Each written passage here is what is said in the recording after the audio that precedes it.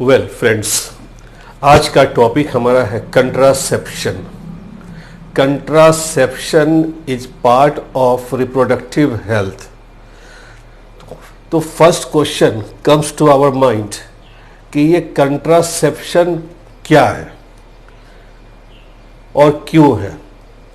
Contraception any drug, any device or any practice which prevent a woman to be a pregnant is called contraception। कोई भी दवा या तरीका या कोई इंस्ट्रूमेंट जो हम उपयोग करते हैं किसी महिला को प्रेगनेंसी से बचाने के लिए, उन सारी चीज़ों को कलेक्टिवली हम लोग कंट्रासेप्शन कहते हैं और इसके मेथड्स को कंट्रासेप्टिव मेथड्स कहते हैं। इस पॉपुलेशन एक्सप्लोजन के दौर में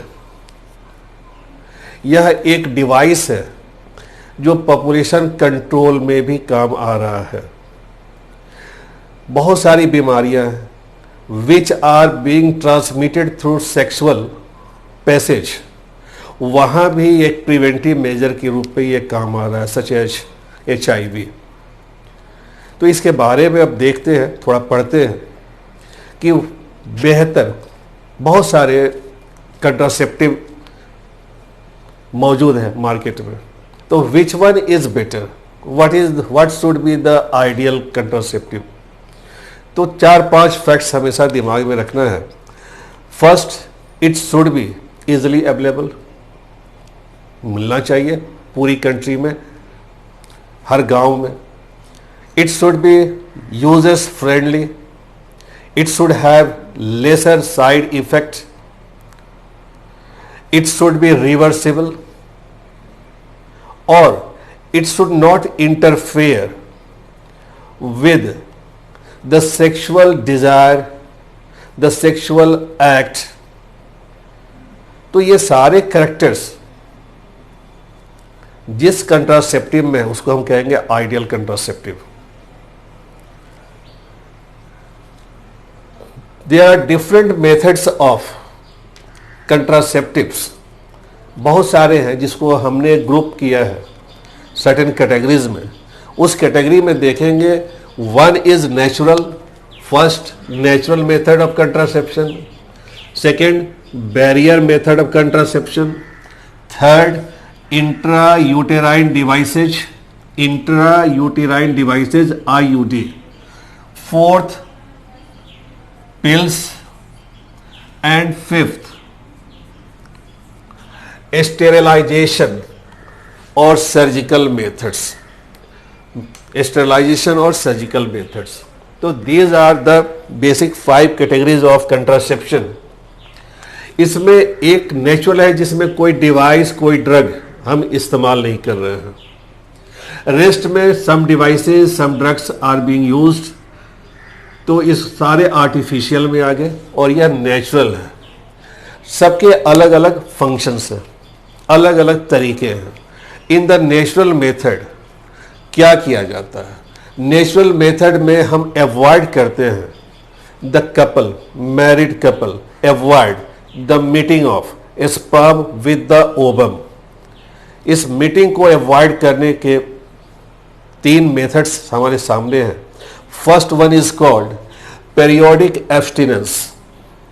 periodic abstinence means to avoid, periodically means in the certain type between the menstrual period। वो कौन सा टाइम है? तो that is from the 10th to 17th day of menstrual cycle। 10वें से 17वें दिन menstrual cycle का। इसमें मैरिड कपल अवॉइड करते हैं टू हैव क्वाइटस। क्यों अवॉइड करते हैं? बिकॉज इस दरमियान ओवुलेशन का चांसेस मैक्सिमम होता है। तो इस पीरियड को हम लोग फर्टिलिटी पीरियड कहते हैं। तो इस फर्टिलिटी पीरियड को अवॉइड करने से chances of fertilisation and chances of pregnancy reduce हो जाता है। The second method is coitus interruptus. Coitus interruptus means breaking of coitus, cessation of coitus before ejaculation, इसको विड्रॉल मेथड भी कहते हैं। Before insemination male partner withdraws his male structure from the vagina, तो coitus interruptus यह भी method है, यह भी प्रिवेंट करता है the meeting of sperm with the ovum. The third one is lactational amenorrhoea. Amenorrhoea means absence of menstruation, amenorrhoea means absence of menstruation. क्यों absence हो रहा है? Due to intense lactation. Intense lactation कब होगा? Following the parturition. एक माँ अपने बच्चे को जन्म देती है और ब्रेस्ट फीडिंग करा रही है बच्चे को, केवल breast feeding, no other additional food is being given to the child, केवल ब्रेस्ट फीडिंग हो रहा है। उस ब्रेस्ट फीडिंग के दरमियान ओवुलेशन के चांसेस, मेंस्ट्रुअल साइकिल सीज कर जाता है, ओवुलेशन के चांसेस पुअर रहते हैं, नहीं होता है। तो ये पीरियड लास्ट होता है up to 6 month from the parturition से 6 महीने तक इफेक्टिव मेथड माना जाता है। तो ये 3 मेथड्स है। यहाँ पे आपने कोई भी एक्सटर्नल डिवाइस या ड्रग इस्तेमाल नहीं किया, नेचुरल हो गया, सेफ है, there is no side effect, किसी तरह का साइड इफेक्ट नहीं है, but chances of failure is higher. Possible है ओवुलेशन 10 के पहले हो गया, 17th डे के बाद हो गया। पॉसिबल है before withdrawal some amount of semen might have been discharge.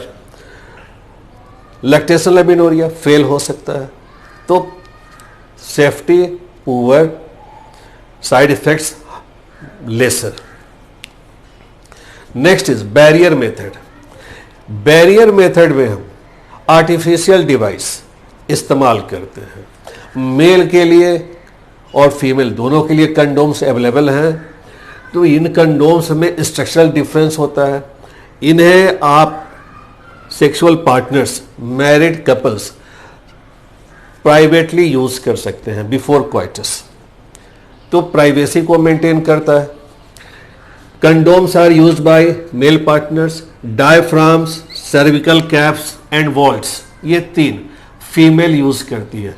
इनका इस्तेमाल सर्विक्स को कवर करने के लिए करते हैं। Diaphragms, cervical caps and vaults are used to cover the cervix, और सर्विक्स कवर करने से क्वाइटस के दौरान अगर स्पर्म की एंट्री हो रही है तो that sperm is unable to enter into the uterus और फैलोपियन ट्यूब।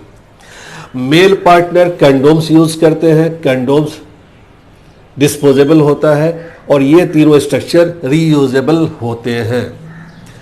कंडोम्स और diaphragms they are made up of rubber और latex. Sometimes spermicidal creams, spermicidal jellies and foams ये भी इस्तेमाल किए जाते हैं। इनका केमिकल नेचर होता है स्पर्म को किल करना, तो इनका एडिशनल यूज इन स्ट्रक्चर्स के साथ, डिवाइसेस के साथ किया जा सकता है इनकी एफिशिएंसी बढ़ाने के लिए। फ्रेंड्स, ये barrier method is very effective in preventing sexually transmitted disease, तो वहाँ भी इसका इस्तेमाल होता है और पॉपुलेशन कंट्रोल में तो इस्तेमाल हो ही रहा है। क्या करता है barrier method? Barrier method prevent करता है conception by blocking the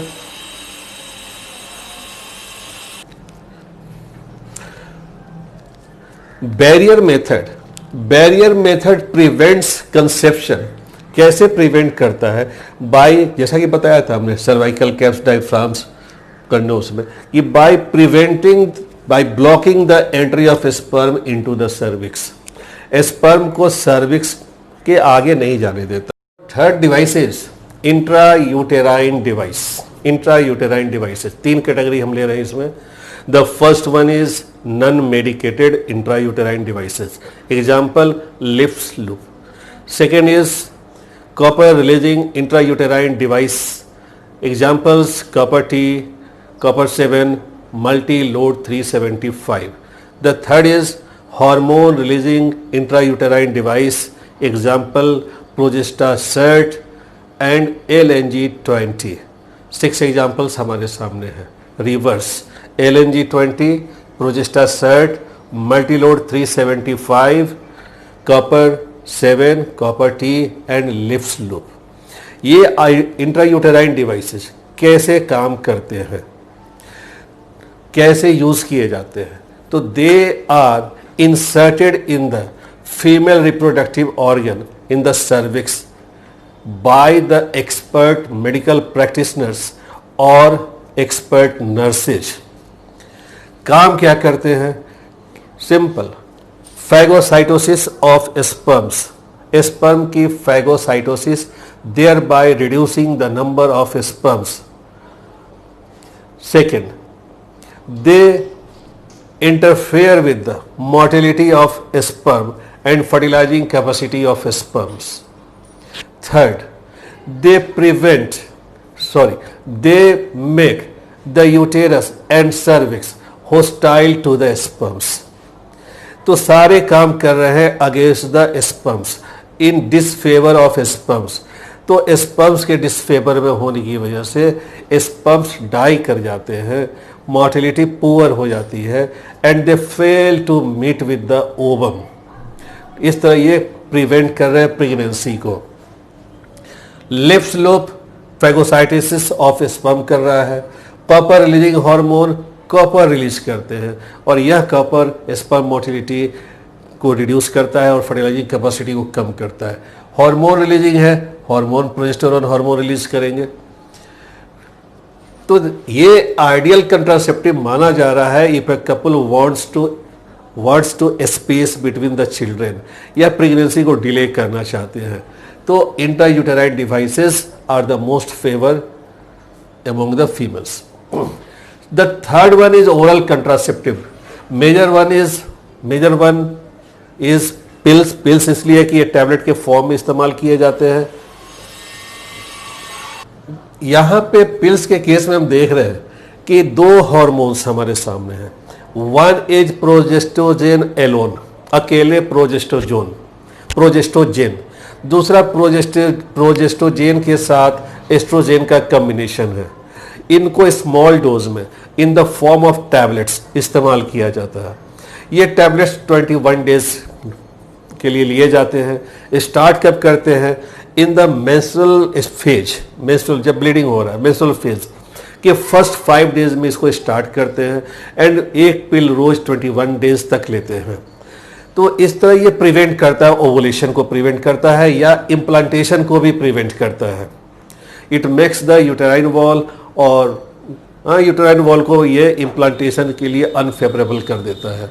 second case हमारे सामने है. एक मोस्ट वाइडली यूज्ड पिल जो है वह है सहेली. वंस अ वीक पिल, हफ्ते में एक बार इस्तेमाल हो रहा है. ये भी वही काम करेगा क्योंकि हार्मोन का सेम वर्क यहाँ पे भी है. एंड दिस सहेली is developed by central drug research institute Lucknow. आपके बगल में central drug research institute Lucknow के द्वारा, उनके साइंटिस्ट के द्वारा, उनके रिसर्चर्स के द्वारा ये डेवलप किया गया है. इसको वीक में एक दिन ले रहे हैं. Same dose of these hormones singly और in combination are being used as implants. Skin के अंदर इसको इंसर्ट कर देते हैं स्मॉल अमाउंट में और ये लंबे समय तक काम करता है फॉर द ईयर्स, या इंजेक्टेबल्स के फॉर्म में भी ले रहे हैं. तो आजकल बड़ा कॉमन है, पॉपुलर हो गया है अनवांटेड 72 टाइप्स ऑफ पिल्स जो इलीगल रेप्स के केस में, सेक्सुअल क्राइम के केस में इस्तेमाल किया जाता है प्रेगनेंसी को प्रिवेंट करने के लिए. या कोई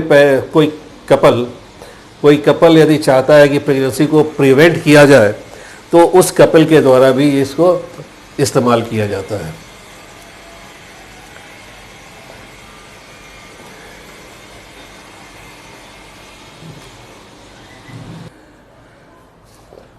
How do these hormones work as contraceptive? तो पहले ही बता दिया कि ये इनहिबिट करते हैं ओवुलेशन को. दूसरा, ये सर्वाइकल म्यूकस की क्वालिटी को अल्टर कर देते हैं और स्पर्म की एंट्री को रिटार्ड करते हैं। लास्ट मेथड हमारा सर्जिकल मेथड है, जिसको स्टरलाइजेशन मेथड भी कहते हैं। 100% सक्सेस की गारंटी इसमें, लेकिन ये आइडियल कंट्रासेप्टिव नहीं माना जाएगा बिकॉज इसकी रिवर्सिबिलिटी पुअर है। 2 मेथड्स हैं, क्लास 8 से ही मेरे ख्याल से आप लोग पढ़ रहे हैं इसके बारे में। First one which is used in males and the second which is used in females. Male में वासेक्टोमी, फीमेल में ट्यूबेक्टोमी।